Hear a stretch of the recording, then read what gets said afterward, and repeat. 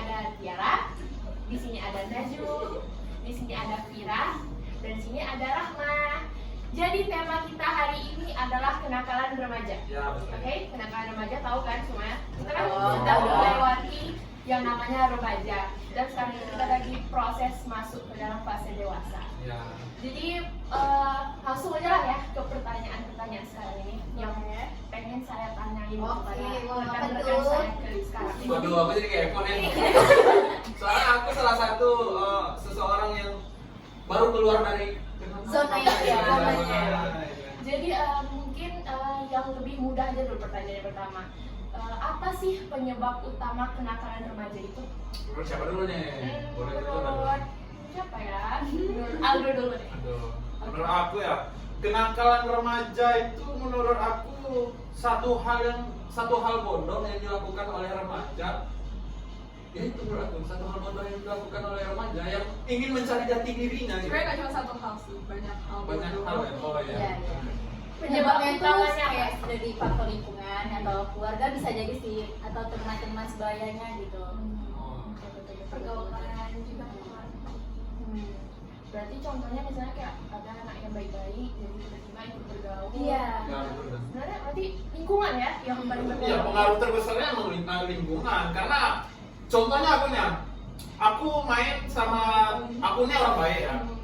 Kalau aku ini kan orang baik, ya, bisa kalian bilang lah aku ini orang baik. Terus aku punya teman, teman aku ini pembuat maksiat. Mayoritas pembuat maksiat. Aku ini orang baik. Kalau aku lama-lama berteman sama orang tuh, otomatis aku bakalan ngikutin alur orang itu. Terpengaruh lah. Iya, terpengaruh. Arusnya bakal ngikutin orang itu. Tentunya, kan. Berarti semua itu faktornya dari lingkungan ya. Faktor dari lingkungan. Ya. Kalau faktornya dari keluarga bisa nggak? Kira-kira. Bisa jadi, Bisa apalagi jadi. kalau rumah tangganya yang kayak rusak di Broken broken home. Bisa jadi sih, biasanya kan kayak banyak nih di TikTok gitu kan. Kita ngeliatnya aku nih nakal gini karena keluarga aku broken home. Sebenarnya itu nggak jadi patokan nggak sih kalau lu pada gitu ya? Nggak bakalan jadi patokan kalau yang kayak gitu. Ya, Karena Jadi pribadi sendiri. iya dari diri sendiri Iya, juga jadi semua kenakalan itu dari teman. diri Iya. sendiri aja kan. Karena dia sendiri yang membuat diri dia tersiksa. Dia sendiri yang membuat diri dia tuh terintimidasi di banyak. Mungkin dia tuh nggak tahu cara mengatasinya gitu. Mungkin cara dia mengatasi belum dapat. Iya. Kayak belum ada sumber untuk memperbaiki diri dia Iya. gitu. Nah, hal pertama yang dilakukan kalau yang seperti itu adalah curhat kepada orang yang kita percayai, ya kan? Kalau kenakalan remaja, contohnya seperti orang yang bilang diri dia broken home apa segala macam, terus dia berubah gitu kan? Itu faktor utama, tempat dia curhat itu nggak ada, orang terdekat yang dia percaya itu nggak ada. Sehingga dia ke dunia luar. Iya, itu gimana? Iya kan? Nah, aku boleh nanya nih sama Sandra lagi nih ya. Aku soalnya kepo nih sama kehidupan Sandra ya kan. Sandra pernah nggak ngelakuin yang namanya kenakalan remaja? Oke, kasih contoh terkecil aja. Contoh aja nih ya. Kan aku kan berasal dari sekolah negeri gitu kan. Jadi otomatis orang itu lebih banyak yang dari mungkin dari ekonomi dari atas, ada yang paling bawah, atau lingkungannya ada yang memadai, ada yang tidak memadai gitu kan. Jadi kenakalan remaja yang sering aku temui waktu aku sekolah itu sih cabut-cabut gitu ya. Dan mungkin jujur, aduh maaf ya jangan sampai bapak aku melihat gitu ya. Dulu juga pernah cabut gitu ya. Dulu pernah cabut, juga pernah ketahuan sama guru gitu. Betul nakal sekali Sampai ya. masuk BK dengar-dengarnya ya. Nakal kali ya. Sebenarnya itu nggak baik ya. Sebenarnya itu tuh contohnya nggak baik. Gak baik. Itu kenapa? Faktor teman tentunya kan. Faktor teman, betul. Teman yang mempengaruhi. Kalau diri dia sendiri mungkin dia nggak bakalan mau cabut-cabut gitu karena dia bakalan mikirin orang tua dia. Tapi karena teman mempengaruhi, makanya terjadi yang seperti itu. Nggak semuanya teman. Itu bisa jadi faktor tentang pacar. Bisa jadi. Jangan bilang broken home juga. Enggak dong. Cemara. Keluarga cemara ya? Cemara. Jadi itu faktornya juga bisa dari teman, dari pacar gitu ya. Apalagi misalnya kita punya pacarnya yang nggak baik gitu kan, atau Toxic. toxic dari situ. Dan itu juga sebenarnya nggak bagus, tapi kan itu sebagai kenang-kenangan lah kata orang kan. Jadi jangan sampai ya di kawan-kawan ya. Dampaknya apa tuh biar orang-orang nggak niru gitu? Dampaknya tuh, ini parah sih dampaknya. serius. Kayak saya kira gitu kan. Kalau Tadi misalnya aku jadi kan saya kira kan kayak dampaknya kan nggak terlalu buruk gitu kan, karena itu kan kita tuh mengiming-iming karena itu tuh bakal jadi kenangan. Dampaknya tuh setelah aku melakukan hal itu kayak semua aktivitas kita tuh jadi dibatasin sama orang tua. Yang awalnya kita tuh dikasih kepercayaan buat kemana-mana, sekarang tuh jadi kayak jadi strict parent gitu. Nah, jadi pendidikan juga berkurang lah apa ya. pendidikan jadi kayak terganggu gitu kan, karena pikiran kita tuh kayak pengennya main keluar Yang ada fokusnya lagi ke belajar. Protektif ya. Iya, protektif gitu. Protektif ya. HP juga disita gitu. HP juga disita, itu paling nggak bisa sih hidup tanpa HP ya kan. Jadi kawan-kawan saya sekalian, ada nggak sih kawan-kawannya yang melakukan kenakalan remaja di sekolahnya gitu? Kalau aku sebagai laki-laki ya, yang melakukan kenakalan remaja itu, menurut aku di dalam otak aku ini kenakalan remaja itu satu hal yang wajar gitu yang dilakukan oleh remaja. Walaupun itu adalah hal bodoh sekalipun, tapi itu wajar dilakukan. Itu kan untuk proses menuju dewasa juga kan. Mencari jati diri ya kan. Itu adalah hal wajar. Ya betul kata Sandra. Bukti dari cabut sekolah, merokok di WC, bauran, kelahi di sekolah, itu adalah sosok dari diri kita sendiri untuk mencari jati diri kita, siapa sebenarnya kita. Nah, kita juga nggak bisa menjudge diri kita. Kan? Kita belum tahu apa isi hati kita juga. Kadang-kadang kan gitu juga, kita sering ngomong kepada diri kita sendiri ya kan. Ini mau jadi apa sih besok ke depannya ya kan? Itu baru terasa ketika umur di atas 20 baru terasa ya. Iya, Di atas 20. Jadi yang namanya kenakalan remaja itu bakalan hilang juga dengan sendirinya. Ya. Apa tuh yang terasa?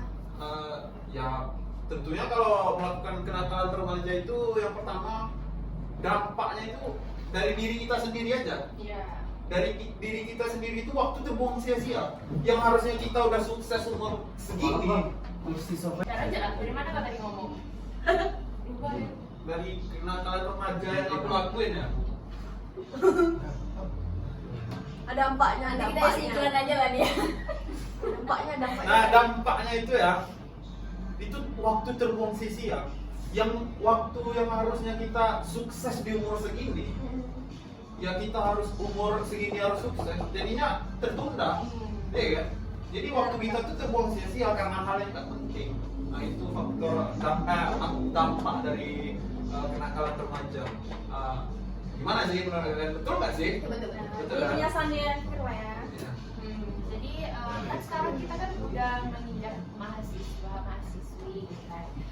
Untuk yang kalian sekarang temui di zaman sekarang ini, yang kalian sudah sebagai statusnya mahasiswi, masih ada nggak sih teman-teman tadi? Masih sih di lingkungan kayak membuli kan masih ada dulu mahasiswa sekarang membuli yang begitu. Senioritas kamu. Iya. Senioritas masih jadi. Iya benar-benar. Kenakalan remaja ini gimana sih membasminya gitu? Kalau menurut aku ya, sebenarnya dari faktor orang tua itu penting, kayak mendukung. Karena kan emang nggak seluruhnya karena faktor orang tua kan, tapi dalam beberapa persen itu tuh perlu juga ada dorongan orang tua untuk menjadikan anak-anak itu menjadi lebih baik.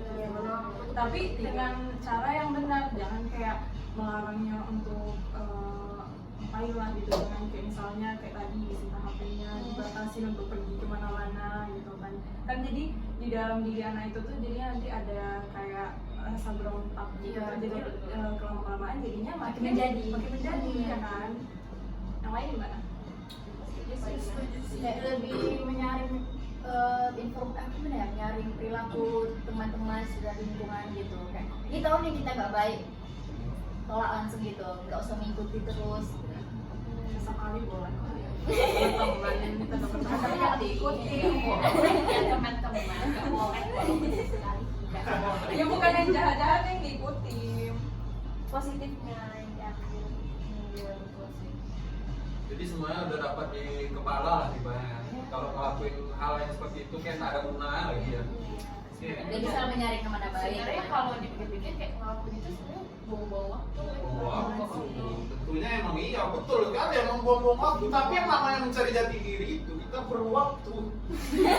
Betul. Buang-buang waktu dan membuat nama kita jadi jelek gitu. Iya. Iya. Betul. Kayak gitu. Masih ada emangnya kawan-kawan kalian yang melakukan kenakalan remaja? Kayaknya enggak deh. Masa iya? Iya. Teman-teman ini gimana ceritain lah dulu Tiara.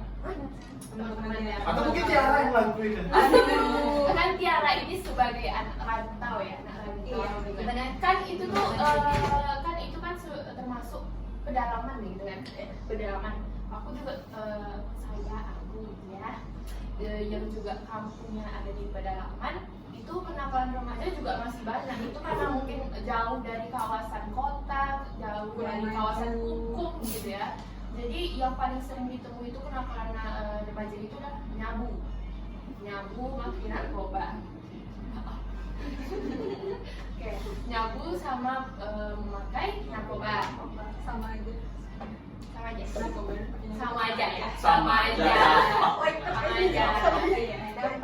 Dampaknya sama. Salah satu ciri-ciri orang yang nyabu yang saya ketahui itu adalah Jangan tujuh aku. enggak ada Oke, umum. stop. Salah satu ciri-ciri orang yang makin nyabu tuh kalau misalnya dia cocok badan dia akan berisi ataupun gendut. Kata mereka. Kata mereka. Kalau nggak cocok makin kurus. Jangan tujuh aku. Kata mereka. Kata mereka yang mana nih?